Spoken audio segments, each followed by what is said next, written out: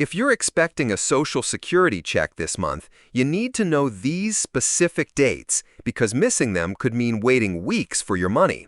The Social Security Administration just released their official June payment schedule, and some recipients are looking at checks as high as $3,800 depending on their work history and when they filed. Here's what caught my attention in the latest SSA Bulletin. They've shifted some payment dates this month due to federal holidays, which means your usual payment day might not be when you think it is. I've been tracking Social Security payment schedules for over 5 years, and June always brings these kinds of surprises that can throw people off. But here's the thing most people don't realize about these high-dollar payments.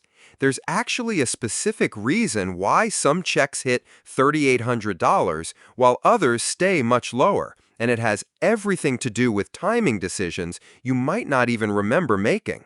Let me break down exactly when your check arrives based on your birth date because the Social Security Administration doesn't just send everyone their money on the same day. This system has been in place since 1997, and it was designed to spread out the massive volume of payments across multiple weeks. If you were born between the 1st and 10th of any month, your check arrives on the second Wednesday of June. That's June 12th this year. Mark that date on the calendar if you fall into this group. If your birthday falls between the 11th and 20th, you're looking at the third Wednesday, June 19th. Everyone born between the 21st and 31st gets paid on the fourth Wednesday, which is June 26th. Now, there's one major exception to this whole system that affects millions of people. If you started receiving Social Security benefits before May 1997, you get paid on the 3rd of every month regardless of your birthday. Since June 3rd falls on a Monday this year, those payments go out right on schedule. This group includes many people who retired in the 1980s and 1990s, and they're grandfathered into the old payment system. The reason for this split system is purely logistical. When Social Security was processing fewer payments decades ago, they could handle sending everyone their money on the same day. But as the program grew, they needed to spread the workload across multiple weeks to prevent system overloads and banking bottlenecks. Here's where that $3,800 figure comes into play, and this is where most people get confused about what they can actually expect. The maximum Social Security benefit for someone retiring at full retirement age in 2024 is actually $3,822 per month. But getting that amount requires hitting very specific conditions that most people never achieve. You'd need to have earned the maximum taxable income for at least 35 years of your working life. In 2024, that maximum is $160,200, but this cap has increased over time. So we're talking about someone who consistently earned 6 figures for over 3 decades and waited until their full retirement age to claim benefits. We're also talking about someone who paid Social Security taxes on every dollar of that maximum income year after year. Only about 6% of Social Security recipients ever reach the maximum benefit level. Most people see significantly lower amounts because their earnings varied throughout their career, they had gaps in employment, or they didn't consistently hit those high income thresholds. The average Social Security retirement benefit in 2024 is around $1,900 per month. That's still meaningful money for most retirees, but it shows the gap between what's theoretically possible and what most people actually receive. Even people who had solid middle-class careers often see benefits in the $2,200 to $2,800 range. Understanding this difference matters because it helps set realistic expectations. If you're planning your retirement and assuming you'll get close to that maximum benefit, you might be setting yourself up for disappointment unless you know for certain that your earnings history qualifies you. Here's something that trips up a lot of people, and I see questions about this constantly.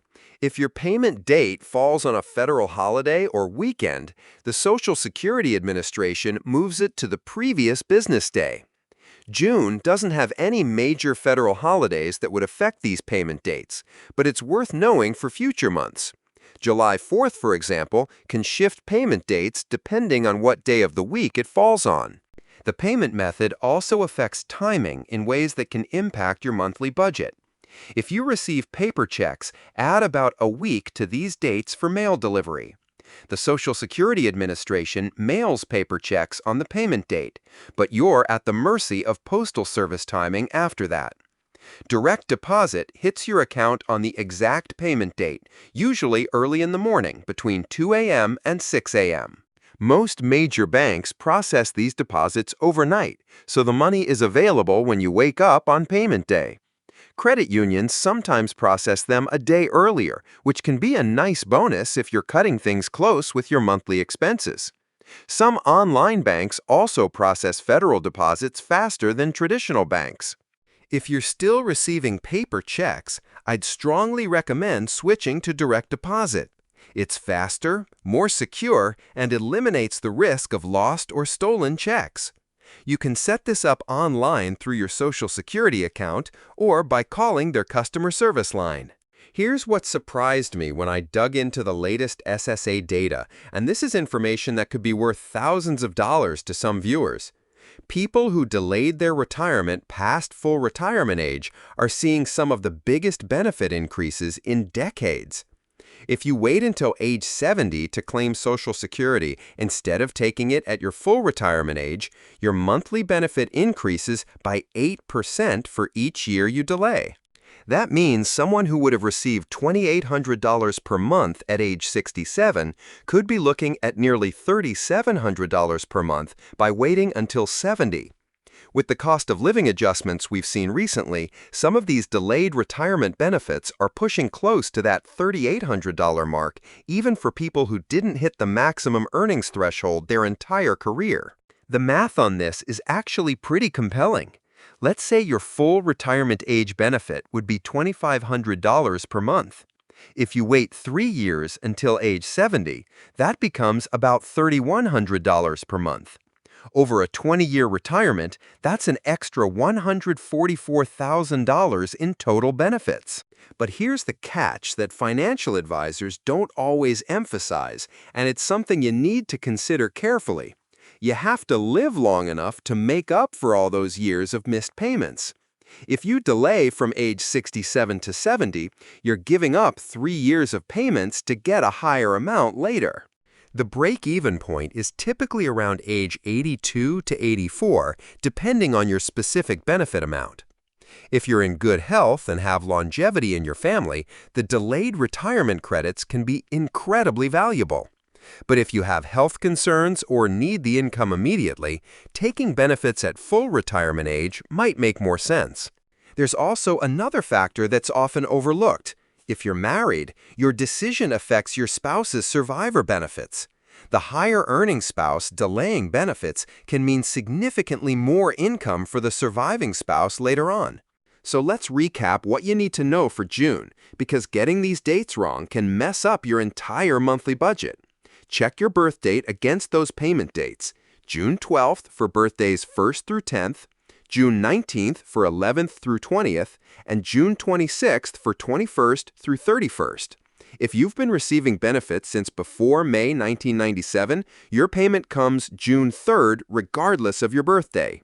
Those $3,800 payments are real, but they represent the maximum possible benefit for people with very specific work histories and timing decisions. Most recipients will see amounts closer to the $1,900 average, though many middle-class retirees fall somewhere in between at $2,200 to $2,800 per month. The important thing is knowing exactly when your money arrives, so you can plan accordingly. Social Security payments are reliable, but only if you're tracking the right dates. This becomes especially important if you're coordinating Social Security with other retirement income sources, or if you have automatic bill payments set up. One last thing worth mentioning, if you haven't already, create an online Social Security account at SSA.gov. This lets you track your payment history, estimate future benefits, and make changes to your account without calling customer service. The website also shows your exact payment dates for the entire year, which makes financial planning much easier. If this breakdown helped clarify your Social Security payment schedule, hit that like button so I know to keep covering these monthly updates. And if you've got questions about your specific situation or want me to cover other Social Security topics, drop them in the comments below. I read every single one and they help me figure out what to tackle next. Thanks for watching, and I'll see you in the next video.